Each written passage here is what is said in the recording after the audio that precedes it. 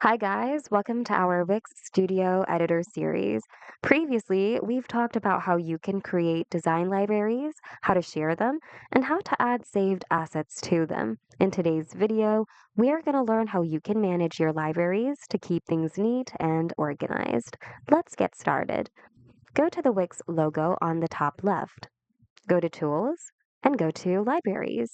Here, you should see all of the libraries you've created previously.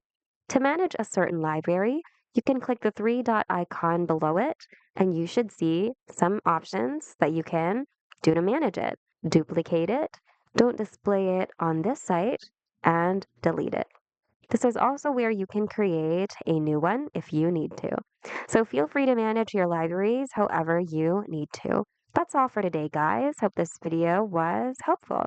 If you need more Wix tutorials, check out our channel and consider subscribing as well. Thanks for watching and see you guys in the next video.